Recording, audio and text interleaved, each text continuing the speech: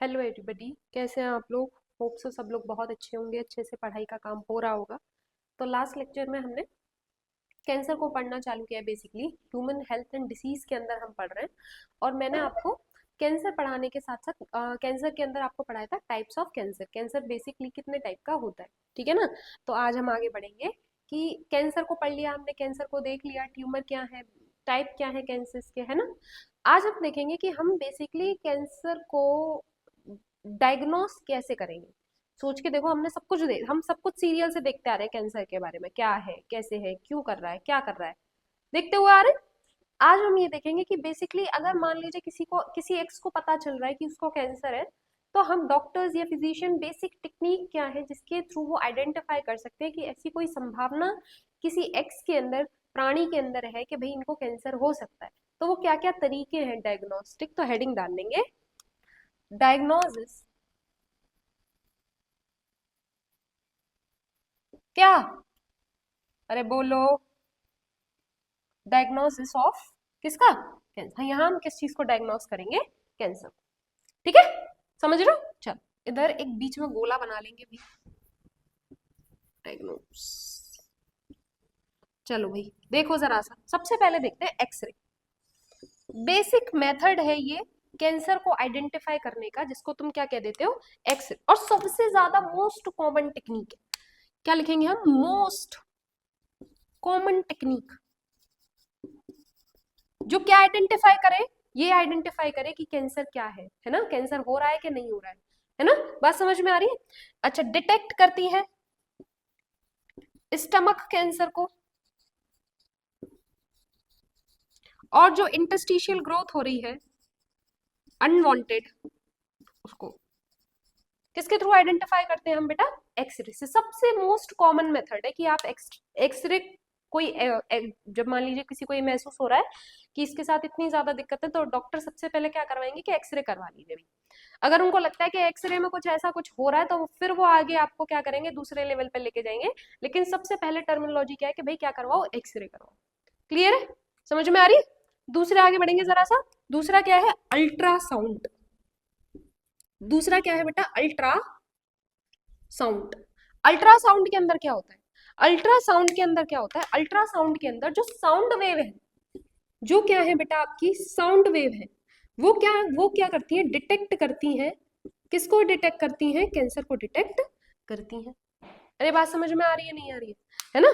समझ में आ रही है। ये तो दो पैटर्न हो गए। सबसे पहले क्या देखा हमने, एक्सरे। सबसे पहले क्या देखा हमने, एक्सरे। फिर क्या देख रहे हैं हम, अल्ट्रासाउंड। क्लियर है ना, दो चीज करा ली। अब तीसरी चीज क्या करा रहे हैं हम, सीटी स्कैन। काला कलर, हाँ, तीसरी चीज क्या है, सीटी स्कैन। सीटी स्कैन, जिसको हम फुल फॉर्म में क्या बोलते हैं बेटा, कंप्यूटर टोमोग्राफी। बस समझ रहे हो। तुमने खूब सुना होगा, खूब कहते हुए किसी अपने आसपास इर्द गिर्द अड़ोसी पड़ोसी से कि भाई उनका सीटी स्कैन हुआ है। बेसिकली क्या होता है, क्या सीटी स्कैन स्किन में, ये क्या है, स्टैंडर्ड फॉर्म है एक्सरे का। स्टैंडर्ड फॉर्म, स्टैंडर्ड फॉर्म किसका, ऑफ एक्सरे। एक्सरे का क्या है ये, स्टैंडर्ड फॉर्म है। मतलब एक्सरे से ज्यादा डिमांडिंग और ज्यादा एडवांस फॉर्म क्या है आपकी, सीटी स्कैन। सीटी स्कैन को फुल फॉर्म क्या याद रखोगे इसका, कंप्यूटर टोमोग्राफी। भूलने की बिल्कुल जरूरत नहीं है, बहुत जरूरी चीज है जिसको ध्यान रखने की जरूरत है। नेक्स्ट देखो जरा सा, एमआरआई। एमआरआई, इसके बारे में भी खूब सुना होगा आप लोगों ने। क्या सुना है इसके बारे में आपने, मैग्नेटिक, मैग्नेटिक रेजोनेंस इमेजिंग। बात समझ रहे हो, क्या करता है इसमें, इसमें इमेज को, जो अगर मान लीजिए जब आप ये टेस्ट करा रहे हैं, आप क्यों मतलब किसी एक्स के साथ जब ये प्रॉब्लम हो रही है, तो अगर कोई एमआरआई करा रहा है तो उसमें क्या होता है कि उसकी बॉडी के अंदर, उसकी बॉडी में मान लीजिए जिस भी पार्ट को आप एमआरआई करा रहे हैं, है ना, ब्रेन में, तो क्या हो रहा है कि उसके जो सेक्शंस है, पर्टिकुलर सेक्शन का प्रॉपर प्रॉपर मैग्नेटिक फील्ड के थ्रू क्या किया जाता है बेटा, डिटेलिंग ली जाती है कंप्यूटर पे। बात समझ रहे हो कि नहीं समझ रहे हो, create, create detailing, detailing to form किस पे, कंप्यूटर इमेजिंग पैटर्न। कैसा पैटर्न है ये, कंप्यूटर इमेजिंग पैटर्न है। क्लियर हो पा रही है, बात समझ में आ रही है? हाँ, और मैं ये कह सकती हूँ इसको कि ये क्या है, और ज्यादा, सबसे ज्यादा सेफेस्ट फॉर्म है, बहुत सेफ है, सेफ फॉर्म है ना। बात समझ में आ रही है? एज कंपैरिजन आपका जो एक्सरे, आप बार बार एक्सरे कराएंगे ना, बड़ी दिक्कत वाली बात है ना, क्योंकि एक्सरे बहुत अच्छी रे नहीं होती है। लेकिन ये क्या है, आपकी एमआरआई अच्छी और सेफ फॉर्म है, किसके कंपैरिजन में, एक्सरे के कंपैरिजन में। नेक्स्ट देखो जरा सा, एफएनएआईसी, एफएनएसी, एफएनएसी।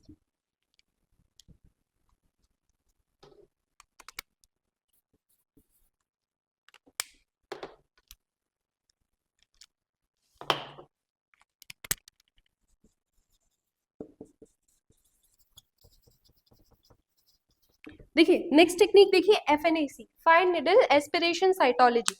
इसके अंदर क्या होता है, देखो समझना, इसके अंदर क्या होता है, तो इसका इंजेक्शन ही इतना बड़ा सा होता है, बहुत बड़ा सा इंजेक्शन है ना।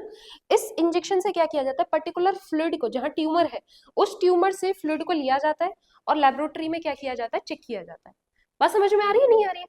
एक बहुत बड़ा सा इंजेक्शन होता है, और जैसे मान लीजिए ट्यूमर हो गया, किसी के हाथ पे ट्यूमर है, तो उससे क्या किया जाता है, उससे जो फ्लूइड है ट्यूमर से, जो फ्लूइड है उस फ्लूइड को लिया जाता है, और ले जाने के बाद पेट्री डिश में या जो भी है, उसको माइक्रोस्कोप में लैब में ले जाके चेक किया जाता है। अगर मान लीजिए उसकी कंडीशन ऐसी आ रही है जो उस कैंसर को फुलफिल कर रही है, तो डेफिनेटली डॉक्टर्स आपको क्या बता देंगे कि क्या है उनको। समझ में आ रही है?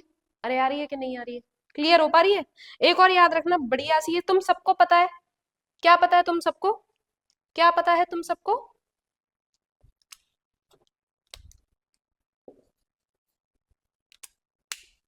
बायोप्सी। सबने सुना है बायोप्सी के बारे में? क्या होता है इसमें, देखो, removal of small piece, removal of small piece of tissue for microscopical examination। देखो क्या किया जाता है बायोप्सी में, बायोप्सी में जैसे मान लीजिए ये किसी का हाथ है, ठीक है ना। अब क्या हुआ, किसी के हाथ पे, किसी का क्या, मान लो ये कोई जेड है जिनका हाथ है, ठीक है। अब किसी जेड के हाथ में यहाँ पे ट्यूमर है और संभावना है कि भाई यहाँ कैंसर है, बायोप्सी करा रहे हैं, तो क्या कराएंगे, बायोप्सी कराने के लिए क्या होगा कि इनकी बॉडी से यहाँ से टिश्यू, एक टिश्यू का बहुत सैंपल ले लेंगे डॉक्टर, और ले जाने के बाद उसको कहाँ ले गए, लैब में ले गए। कहाँ ले गए, लैब में। और जब लैब में ले गए तो उन्होंने क्या किया, उसको माइक्रोस्कोप में टेस्ट किया, एग्जामिन किया। अगर टेस्ट पॉजिटिव आ रहा है तो दैट मीन्स कि क्या है भाई, बात समझ में आ रही है? क्या है ये कंडीशन, किसकी कंडीशन है ये, बायोप्सी की कंडीशन। क्लियर, समझ में आ रही है? हमने बेसिकली क्या देखा, ये हमने देखा डायग्नोस, कि डायग्नोस किस तरीके से किया जाता है कैंसर को, क्या क्या पैटर्न हो सकते हैं। तो अकॉर्डिंग टू एनसीईआरटी ये सब कुछ है जो तुम्हें ध्यान रखना है।